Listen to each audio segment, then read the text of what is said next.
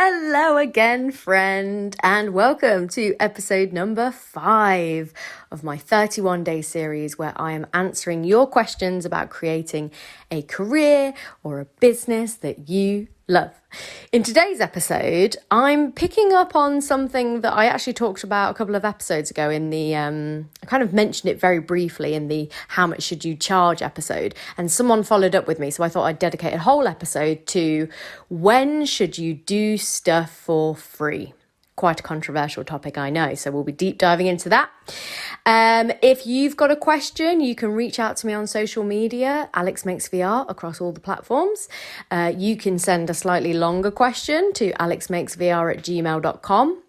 If you want reminding when these episodes go live, or if you just kind of want a brief summary about what I talk about in that particular episode, sign up to the newsletter, why don't you?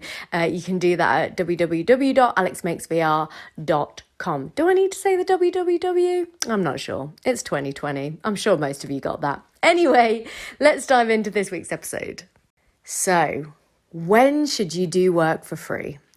This is a very, very big topic, and I just want to do a disclaimer right at the top. I am not going to be talking in this episode about my personal beliefs about whether or not this should be the way that the system is built. I'm not going to go into I'll try not to slip into political ramblings about why innately working for free and the whole idea of nepotism and just kind of the creative industries and the way that they work, like why that system ultimately leads to a lack of diversity. I'm not gonna go there, although I just have. But that's just a bit of like, maybe in another episode, if you do want me to hear my ramblings on that, maybe I'll do that in a different episode. In this episode, I'm going to be focusing on the pure, hard truth, which is ultimately, throughout your career, you will have to do stuff for free. It is a fact in any creative industry, and especially in an industry where it's very new and it's still kind of the industry and the technology itself is still proving its worth. Especially in this industry, you will have to do stuff for free. I still do stuff for free to this day, and I have been working for myself since I was 21, technically. So nearly 10 years of like doing stuff, and I still do stuff for free. And what I'm going to talk about in this episode is why you should do stuff for free. I am not suggesting you go out there and just do everything for free. There has to be a strategy behind why you're doing something for free. So I'm going to break this down, and you might have, if you've kind of looked into this before, you might have heard various kind of versions of this. I like to call this strategy the 4 Ps. So basically, I'm going to break this down at the top and then I'll go into each one. So the 4 Ps these are the 4 reasons why you should work for free. Number 1, portfolio. Number 2, profile. Number 3, passion. Number 4, people. I'm sure for the majority of you, you could probably ascertain where I'm going with this episode, and you can probably already, from those headlines, get a good idea as to when is the right time to work for free. But I'm going to go through them anyway. So number 1, portfolio. When you're just starting out, you have no social proof, you have no proof that you can actually do what you say you can do. This is so important when people kind of say, oh, I've bought a 360 camera. How do I get my first paying client? And I'm like, well, I mean, you could if you're a brilliant salesperson. I mean, I personally consider myself to be quite a brilliant salesperson. I'm sure I probably could sell that. If you're a good enough salesperson, go for it, go try. But realistically, most people are going to want to see what you've done before, or they're going to need proof. Before they exchange money, they want proof that you can do what you say that you can do. So it's really important to have good portfolio pieces. Now, I would suggest that if you're wanting to go after a particular, you should kind of probably decide what kind of client you want to go after first, and then go out and create some portfolio pieces so that you have proof. And if I were you, this is exactly what I did. I basically picked things that I was really passionate about anyway, and we'll get on to passion as a separate P, but I picked things that I was gonna do anyway, or things that, for example, I remember once recording a stand-up comedy gig in 360. I was going to the gig anyway. I was going to the gig. I was super excited about the new camera that I'd bought. I can't remember what camera that was back then, but that was a good few years ago. Oh, in fact, it might have just been the Gear 360 or something, because I remember the comedian commenting, because I was holding up this, if you know what the Gear 360 looks like, it's this little eyeball, and he was like, "What the is that?" I love that I just censored myself, as if this is a podcast that would be censored. I mean, if you've listened to the previous episodes, you know that I swear like a trooper. So anyway, so getting back on topic. So portfolio, pick things that you want to do anyway, but also that lend itself to the kind of clients you want. If you want to go after real estate clients, go do some real estate things for free. Go do some, go pick the kind of client that you want. If you want to work, if you want to do 360 videos of tourism and travel, when you're on holiday, take your 360 camera, pull together a nice little kind of taster or a kind of example, and then voila, you've got a portfolio piece there that you could then send to tourism boards, or you could send to adventure companies to say, look, I'm a 360 filmmaker and I specialize in travel and adventure films. So you kind of, again, you kind of need to reverse engineer what you want to happen first, and then build a portfolio around that. The one thing I would say with portfolio pieces is make sure that you make the person aware that you're going to do it for free, but don't kind of position it as, oh, I'm a total beginner. I have no idea what I'm doing. Do you mind me practicing on you? Don't position it like that. Maybe you say something like, hey, I've got this new technology and I'm looking to build my clients and my portfolio. Your industry and your, so say for example, it's a hotel. I love coming to your hotel, or I love the look of your hotel. I think you'd be the perfect portfolio. You'd be the perfect client to have in my portfolio. I was wondering if you'd be willing to let me come and create this video or tour or whatever it might be, VR experience for you for free, that you could then use in your marketing. How does that sound?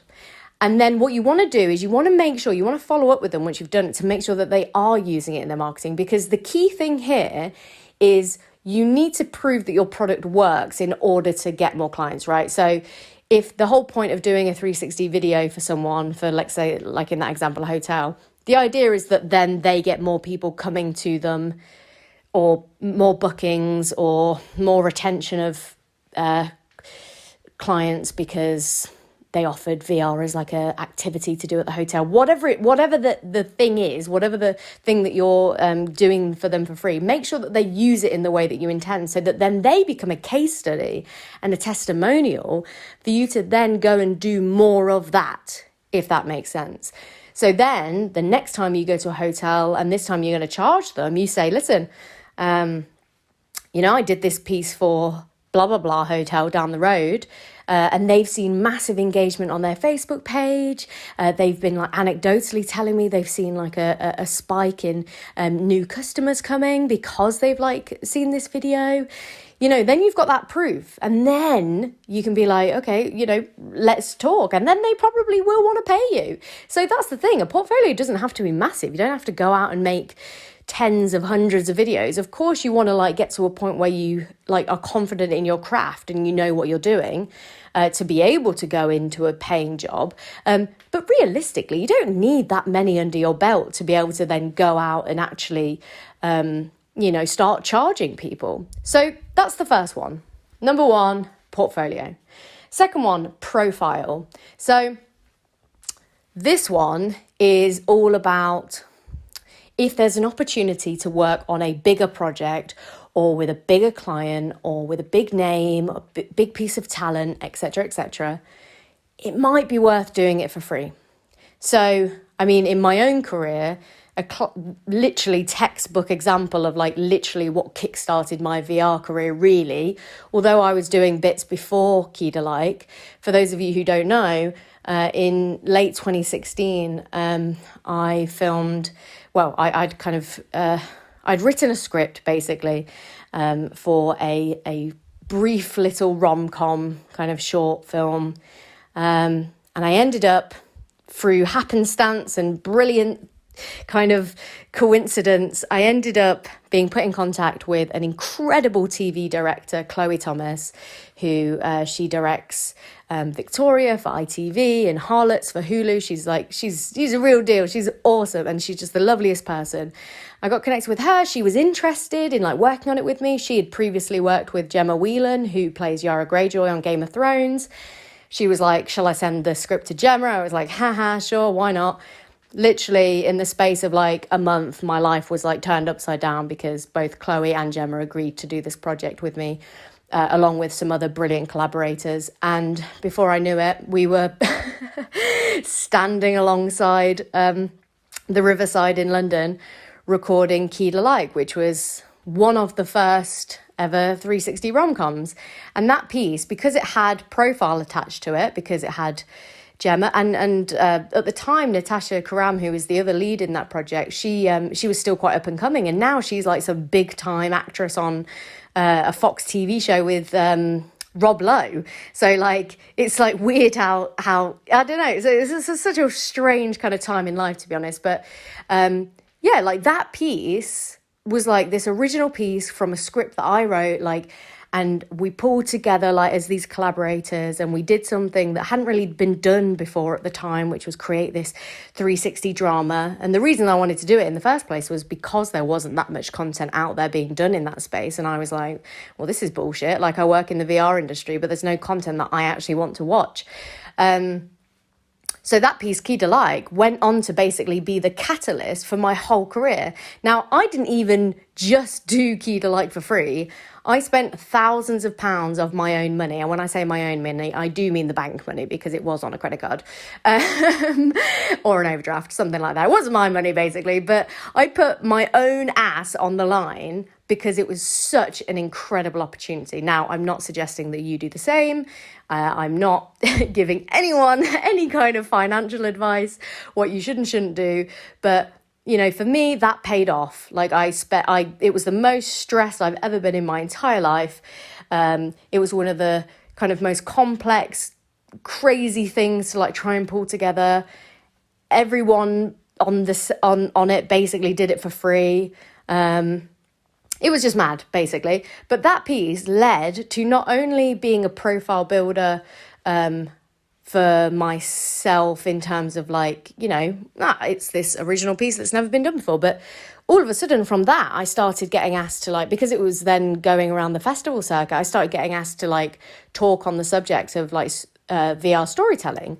From there, I started to specialize in drama, specifically, or narrative-driven VR experiences, and that is still the niche that I work in today.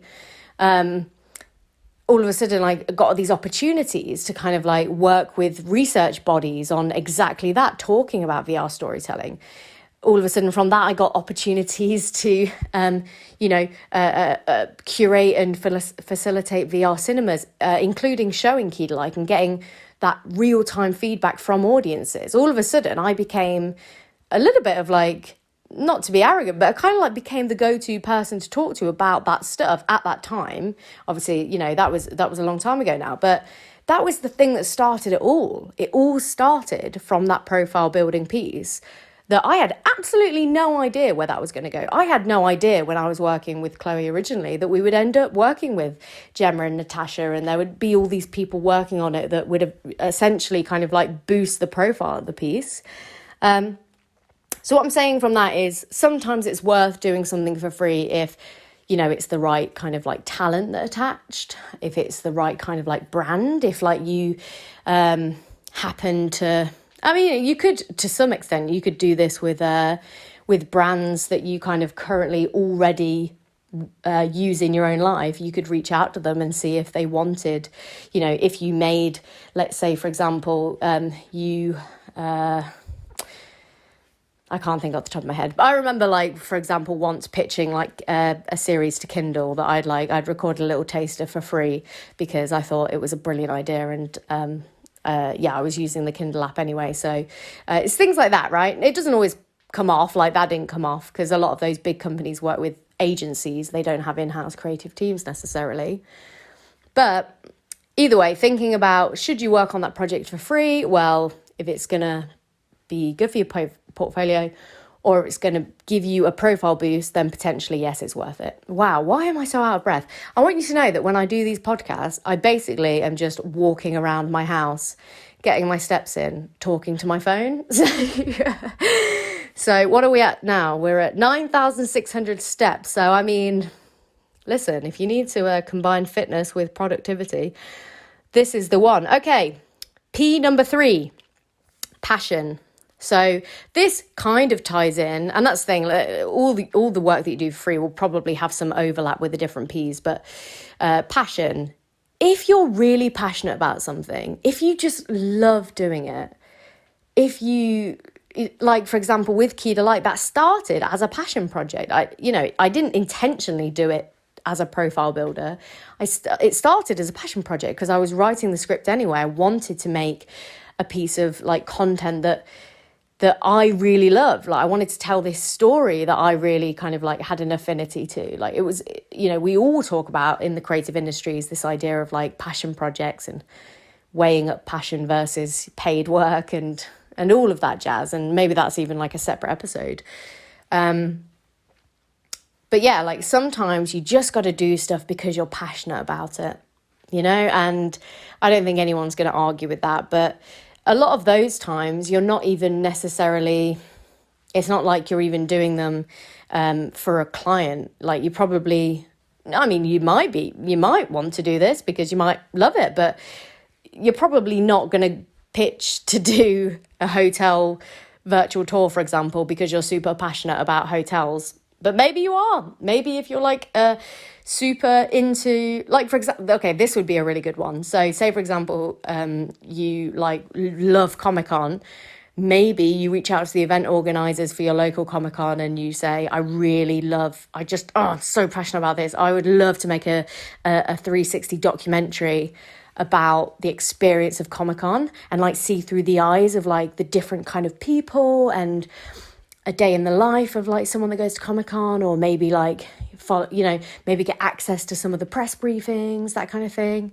That's an example of like a time where that's brilliant because you're kind of doing it for the passion. It's a passion project, but also now you can say on your website that you've made a 360 documentary about Comic-Con, which is, kind of a profile builder as well because they're such a big brand. So passion projects, super important. I don't think anyone's gonna, any person that comes into the creative industries knows that sometimes you're gonna do stuff just because you love it. Like, I still do so much of the stuff that I do for free now is because I'm passionate about it.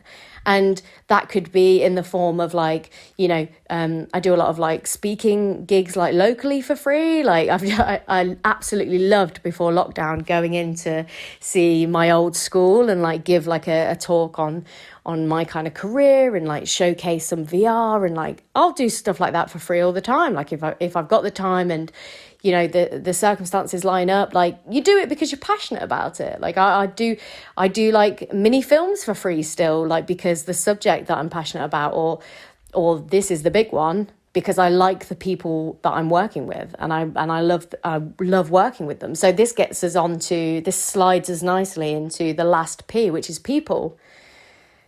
Sometimes you just want to work with really cool people.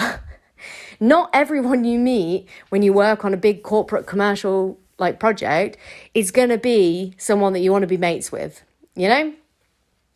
Sometimes those kind of projects, even if you are working with your mates on a paid project, it's a totally different dynamic, because as soon as money's involved and as soon as there's like an end client, there is a lot of pressure that comes with that, and it kind of can sometimes even mess with the dynamics of the people that you work with if they're friends. again, separate, maybe separate topic. But yeah, sometimes you've got to do stuff for free because you really want to work with those people. And this could be from a passion point of view or a profile point of view, because from a profile point of view, you could do stuff for free to work with cool people because you know that they're connected in with the wider industry. You know that they've got the kind of contacts that would get you your next gig. You know that if you're in with that particular crowd, because let's face it, a lot of the creative industries are completely nepotism based. They are a people, I mean, life in general is a people's game, but specifically our industry is very driven by who you know. And of course, you have to be good enough to back it up. But this is why the industry does suffer from like a diversity issue, because a lot of the time it is like a kind of a who you know. It's kind of like you naturally just work with the people that, you know, you like and you get on with and you know they're good, but also they're just within your kind of circle. They're within your network. So sometimes you got to do stuff for free so that you can get into those networks, do stuff for free so that you can get in with that crowd. And I'm not saying you like do it manipulatively and you're like rocking up thinking, I'm gonna work as a runner on this project for free so that I can, you know, pick the brain of the director, me. That's the absolute worst thing that you could do. But it might be that you're like, hey, you know, I've seen these people around. I know they're really well connected, but also they're just really cool people. And I'd love to do a project with them. So you just get on in there. And there's still, again, there's stuff to this day where thinking kind of like even just in the last couple of years where I've met people throughout the years in this industry and they'll be like, oh, I'm so sorry, Alex, I need a favor. And I hate to ask it of you, but, you know, can you do X, Y, Z? And I'm like, of course, because like I'm friends with that person, or that person is like kind of like I owe them one because they've done me a solid like throughout my career. Like it's all a people's game at the end of the day. So sometimes you have to make that calculated thing of like, you know what, I'll do this for free. And when you do something for free, you're not really doing it for free because you're giving up the most precious thing that you have, which is your own time. So I appreciate that. But at the same time, sometimes that's the best way into a network. Okay. Whew, I'm out of breath. What are we up stepwise? 10,078. Well, that didn't go up that much, did it? Okay. I hope that this is helpful, and I hope that this at least kind of categorizes some of those things. And I'm sure there's like so much that has come up throughout this, and there's so many things that you're probably now thinking in your head about times where you've seen that happen, or you've heard anecdotally, or maybe you've even gone, oh yeah, that thing that I did for free there. Because some of the things that you think about, they're not even things that you would even consider work. Like I remember specifically in, I think it was late 2015 or maybe early 2016, right when I'd like first started getting into 360. I remember taking a friend of mine, well, two friends of mine, to like this random field, and my friend had a drone, and that was like quite a new cool thing, and I'd never seen or like worked with a drone before, and he was really keen to like see the 360 camera and talk about that. And so we just went out to this field and we just like basically like pissed around and like tested like different things, and I had to go with the drone and they had to go with the 360 camera, and it was awesome. And I ended up using like parts of that footage that we got that day in one of my early show reels, because we actually did some like really cool like moving stuff with the 360 camera, but we also had like this behind the scenes drone footage of us doing that, which was so helpful. So, you know, that's an example of like doing something for free, but that's not really what I was thinking at the time. I was just thinking, hell yeah, I'm going to go hang out in a field with a drone and a 360 camera. Like, sounds like the beginnings of a dope ass horror film. So yeah, anyway, those are the reasons why you should do stuff for free. Yeah, it's hard to like kind of go any deeper without talking about like the political implications of it, and how, yes, of course, there are absolutely problems with that system. But ultimately, at the moment, that is the truth of how this how all kind of creative industries work. I mean, to be fair, I feel like all industries full stop, but ours is particularly a kind of nepotism game where you're not going to get hired on your qualification. You're going to get hired on your portfolio and who can vouch for you. That's the truth. So if you don't like that, maybe you should look at other kind of more traditional ways into a traditional industry. But have no fear, because a lot of this stuff is actually really fun, because when you're passionate, that's the thing, you shouldn't be doing stuff for free that you absolutely hate. Like, this was one of the massive issues that I had with working in TV. I did stuff for free very early on in my TV career, but I just absolutely hated it. I hated the people.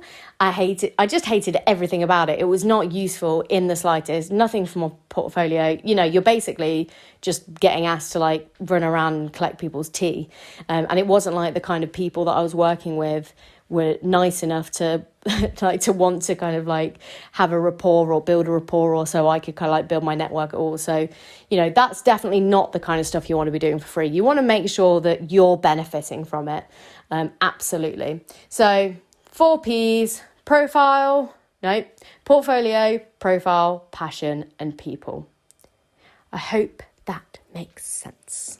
So that's it for today's episode. I hope you enjoyed that. I can't wait to hear like your feedback. If you got some value from this, please reach out to let me know. It's quite funny like making these episodes in isolation. I mean, quite literally, as well as metaphorically. But it's hard to know because it's not like I'm posting them. It's not like I'm posting the clip online to get that immediate feedback of like comments and things. So let me know if you're listening. I really love it when you reach out and let me know if there's a particular part that you found interesting. I would so appreciate it if you shared it, if you liked it, if you think someone else would kind of benefit from listening to the series, then please share it. That would be amazing. Like I mentioned in another episode, I'm going to do a giveaway at some point to be that cringe person that's like, if you liked it, only if you liked it. And I do want to incentivize you also by offering a giveaway, but please share, just to be transparent about it. You can follow me on social media, Alex Makes VR. You can send me your questions there. You could also send questions to alexmakesvr@gmail.com. And if you want reminding when these episodes go live, don't forget to subscribe to the newsletter at alexmakesvr.com. Cool. With that said, I'll speak to you tomorrow.